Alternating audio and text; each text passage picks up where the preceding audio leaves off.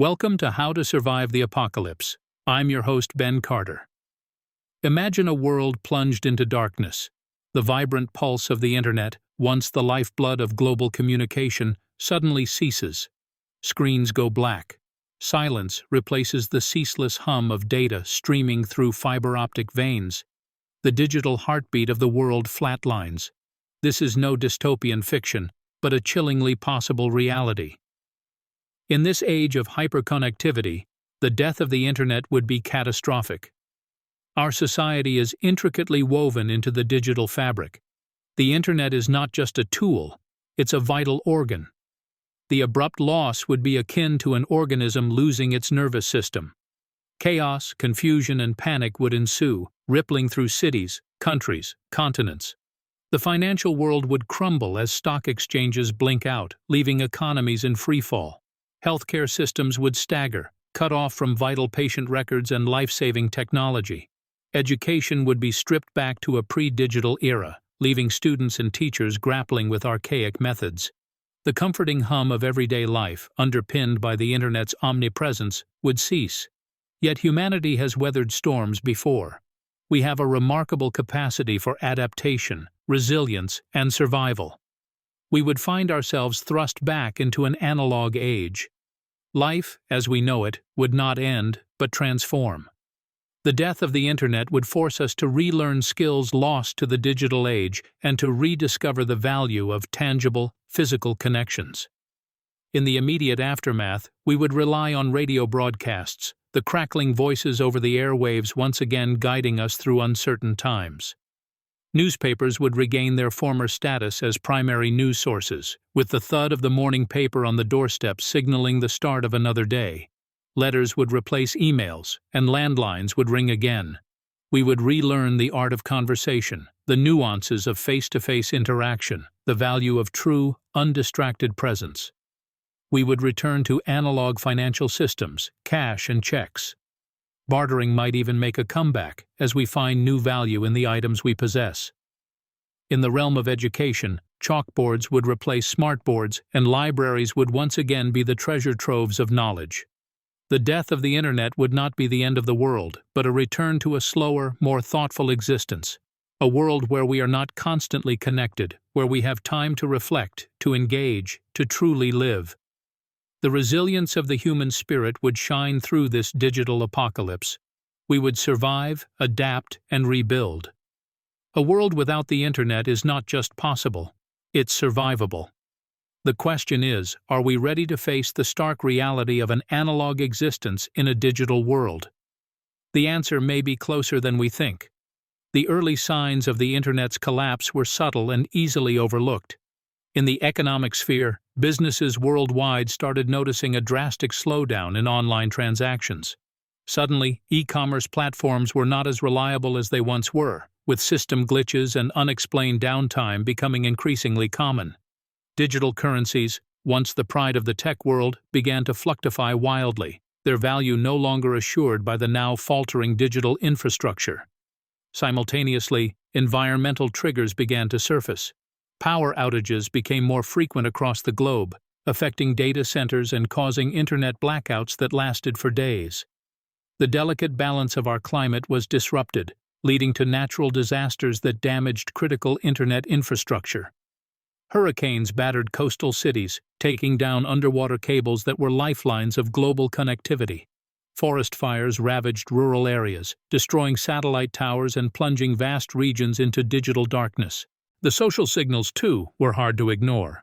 Online discourse became increasingly bitter and divisive, fueled by misinformation and a growing sense of fear.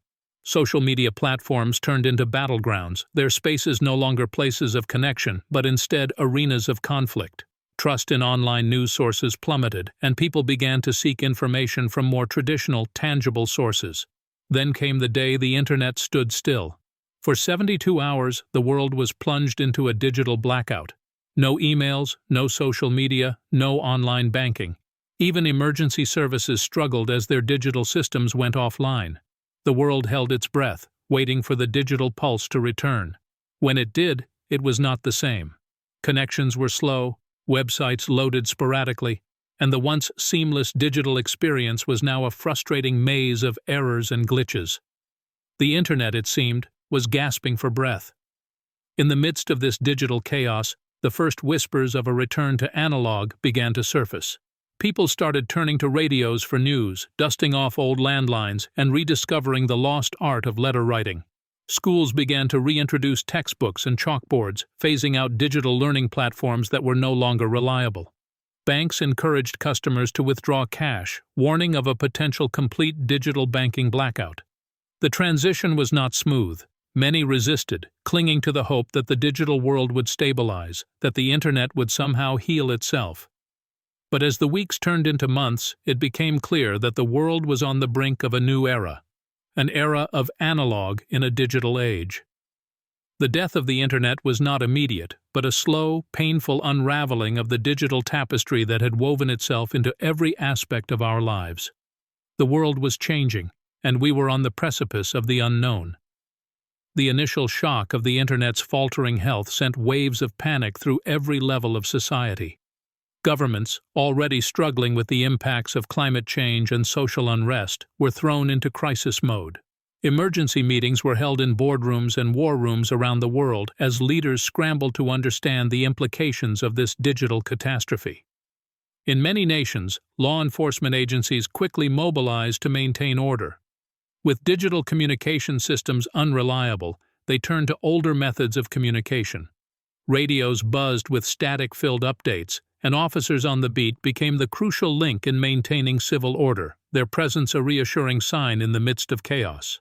Despite the government's efforts, panic began to set in. Grocery store shelves were emptied as people stocked up on supplies, fearing the worst. Long lines formed outside banks as customers hastened to withdraw their money, not knowing when or if digital banking would be available again.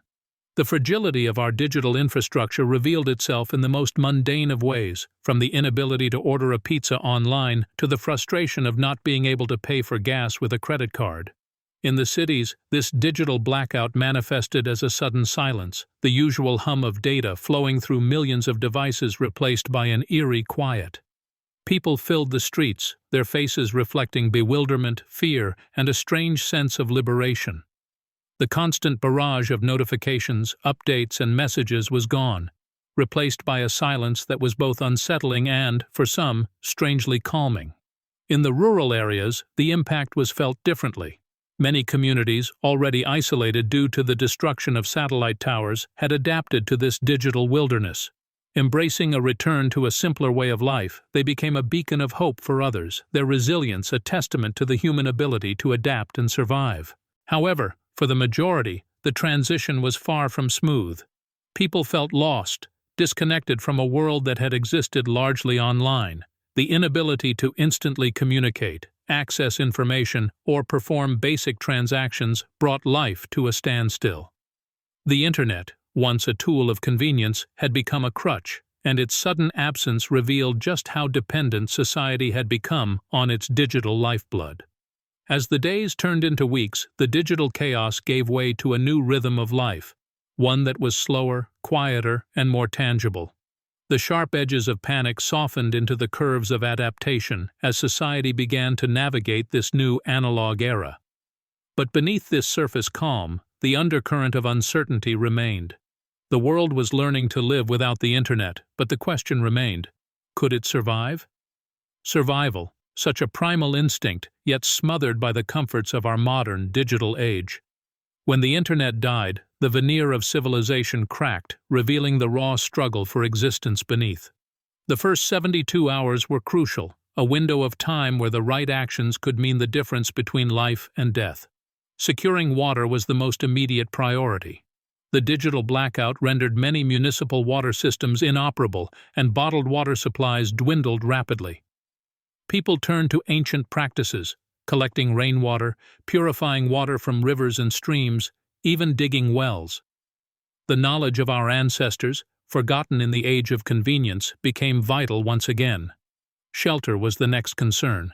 With heating systems and electronic locks dependent on the internet, many found their homes inhospitable or inaccessible. For those in colder climates, the search for warmth became urgent. People banded together, seeking refuge in community centers, churches, and other public buildings. Makeshift camps sprung up in parks and open spaces, echoing images of an earlier nomadic era. Safety, too, took on a new meaning. The loss of digital communication meant the loss of emergency services. Without the ability to call for help, people had to rely on themselves and their communities. Neighborhood watches were formed, and the importance of basic first aid knowledge was underscored. The line between order and chaos, it seemed, was as thin as a fiber optic cable.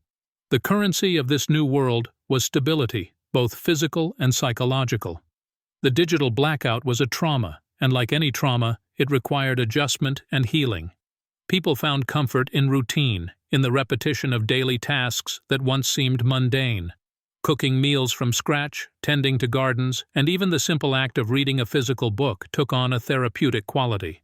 But perhaps the most poignant lesson of those first 72 hours was the rediscovery of human connection. Stripped of our digital interfaces, we were forced to interact face-to-face, to offer and receive help in its most tangible form. This was the paradox of the digital blackout. The death of the internet brought about a rebirth of community. And yet, the question lingered. As the world adjusted to the stark realities of life without the internet, could this newfound resilience sustain us in the long term? Could we truly survive in an analog world? Or was the digital blackout not the end, but a painful transition to a new, uncharted reality? As communities adjusted to the initial shock of the digital blackout, resource scarcity quickly became a pressing issue. The global supply chain, wrapped tightly around the digital nerve center of the internet, collapsed. Supermarket shelves ran bare, gas stations dried up, and the once omnipresent hum of electricity became a rare luxury. Survival, at its most primal level, became a matter of rationing and adaptation.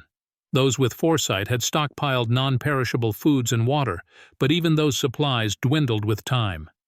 Fresh food, once taken for granted, became a precious commodity. Communities learned to plant gardens in vacant lots, rooftops, even in the confines of their own apartments. Urban farming, a concept once relegated to hobbyists and environmentalists, became a necessity. Water purification became a skill of paramount importance. With municipal water treatment plants compromised, individuals turned to time-tested methods. Boiling, distillation, even simple filtration through cloth, sand, and charcoal were employed to ensure a safe water supply. Rainwater collection became a common sight, with every downpour viewed as a blessing. Without power, life shifted to the rhythm of the natural world. Sunlight dictated the hours of activity, and candlelight became a precious resource. Solar-powered devices, once considered a novelty, suddenly became invaluable. Wind-up radios provided a vital link to the outside world, broadcasting information about weather patterns, safety measures, and the efforts to restore power. Currency, too, underwent a drastic shift. Without digital banking or ATMs, money was reduced to physical currency and barter. Goods and services were traded based on need and availability. A can of beans might be worth a week's worth of firewood or a few hours of labor. Skills, particularly those forgotten in the digital age, became highly valuable. Tailoring, carpentry, mechanical repair. These were the new currency of the world. Communication was perhaps the most profound adaptation. Deprived of the instant connectivity of the internet, people turned to older methods. Handwritten letters, bulletin boards, even carrier pigeons made a comeback. Ham radio operators, once considered relics of a bygone era, became lifelines connecting isolated communities. In this new world, adaptability was the key to survival. Every day was a lesson in resilience, in finding new ways to make do with less. Through scarcity, we learned the true value of resources, the ingenuity of the human spirit, and the power of community. The digital blackout was a stark reminder of our dependence on the internet, but it also revealed an often overlooked truth. We are inherently survivors. But survival in a world stripped of its digital cloak was not just a test of adaptability and resourcefulness. It was also a test of resilience against threats, both from within the society and the environment. The collapse of the digital world brought with it a wave of chaos that threatened to dismantle the very fabric of society. Looters, taking advantage of the confusion and disorder, became a significant threat. In the absence of a functioning law enforcement system, marauding bands of looters targeted homes, businesses, and supply centers, seizing precious resources and instigating violence. Neighborhoods had to form their own makeshift militias to protect their homes and families. These groups, often formed from a mix of former law enforcement officers, military veterans, and brave civilians, stood as the last line of defense against the lawless elements that had emerged in the wake of the blackout. But it was not just human threats that survivors had to contend with. The collapse of the internet also meant the disruption of healthcare systems. Hospitals, reliant on digital systems for patient records, equipment functionality, and communication, struggled to provide care. Diseases, easily preventable and treatable in the digital age, became lethal. Without the internet's vast repository of medical knowledge, even simple injuries could turn fatal. Psychological collapse was another silent enemy. The abrupt withdrawal from the digital world was akin to losing a limb for many. The sudden isolation, the loss of comfortable routines, and the constant fear and uncertainty took a toll on mental health. Cases of anxiety, depression, and other mental health disorders saw a dramatic increase. Without the internet and its myriad distractions, people were left to grapple with their thoughts and fears. The environment, too, posed its own challenges. The absence of sophisticated weather forecasting systems left communities vulnerable to natural disasters. Changes in climate, sudden storms, and other unpredictable weather phenomena turned from mere inconveniences into life-threatening situations.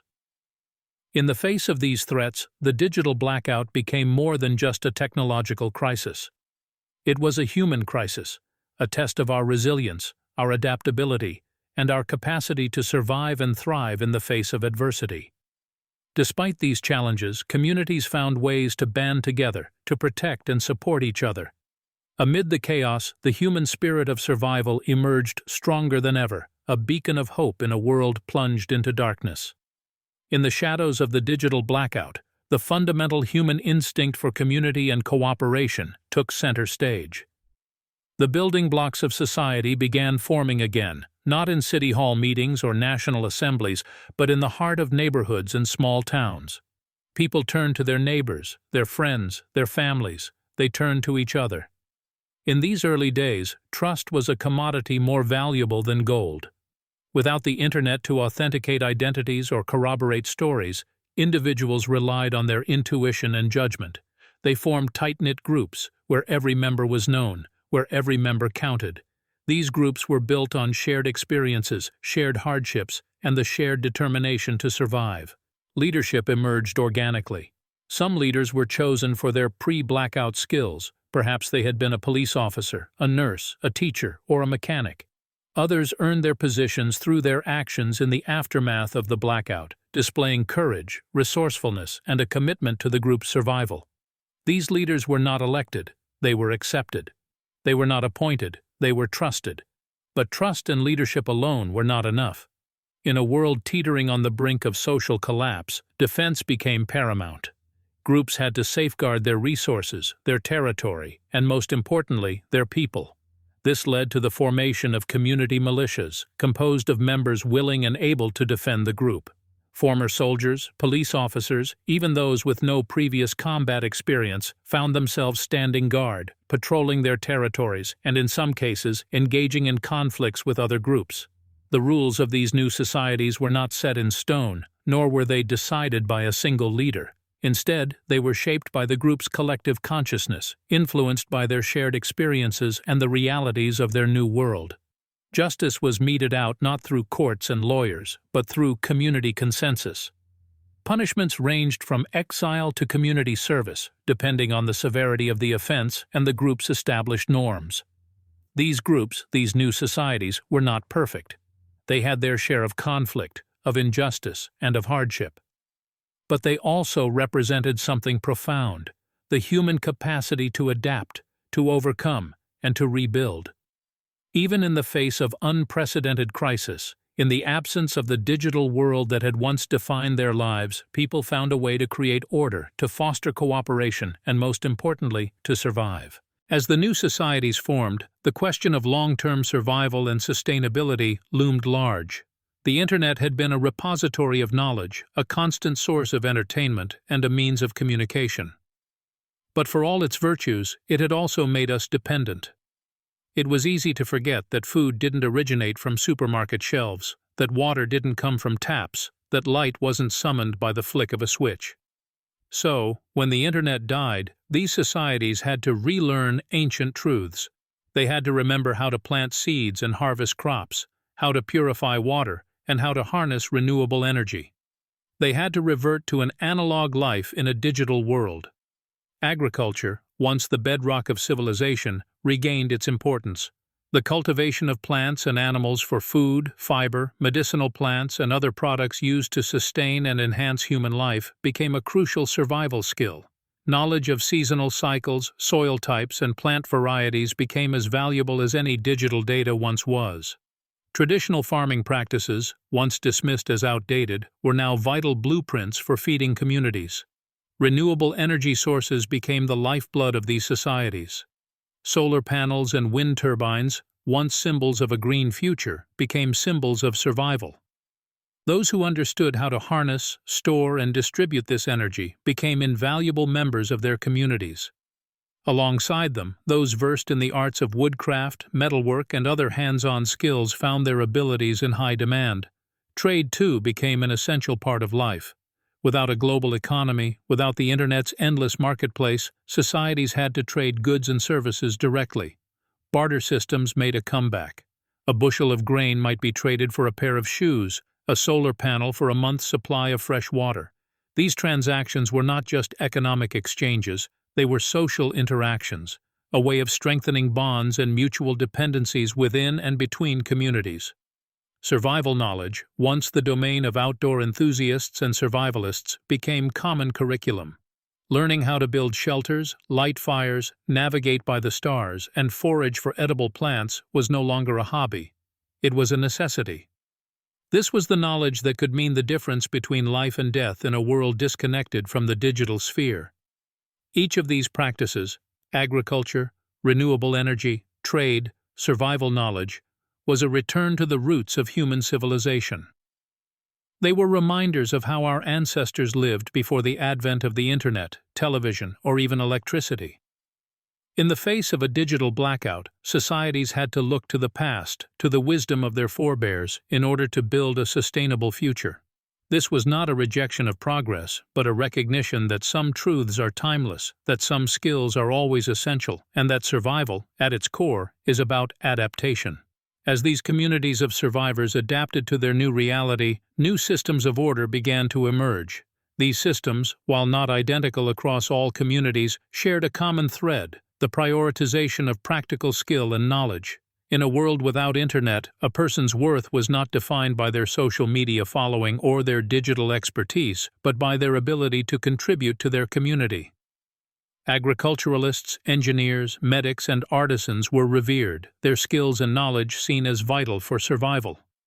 Leadership often fell to those with the most practical knowledge or those who could coordinate the skills and assets of the community most effectively. This was not a society governed by wealth or political power, but by collective survival and shared knowledge. Beliefs and ideologies also shifted dramatically in the wake of the Internet's death. Materialism, once the driving force of many societies, waned in importance.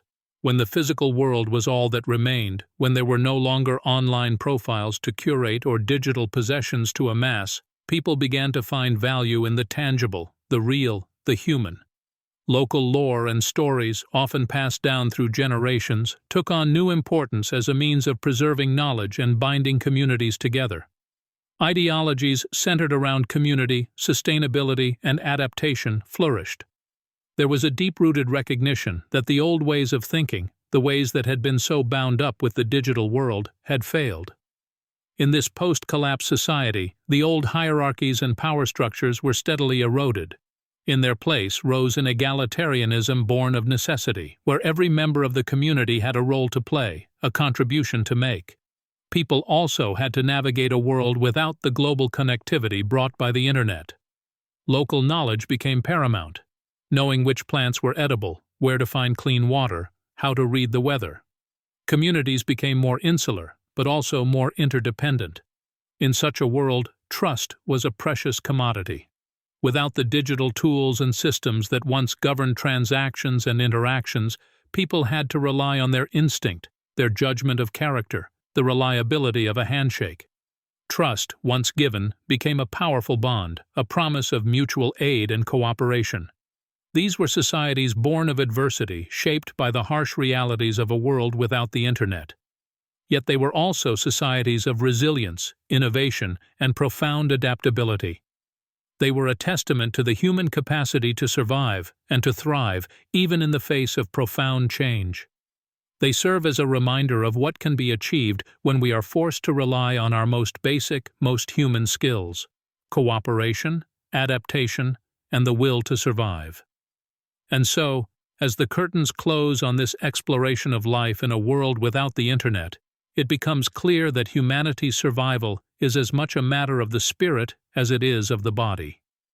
The frailty of our civilization, brought into stark relief by the death of the internet, underscored the enduring strength of our species.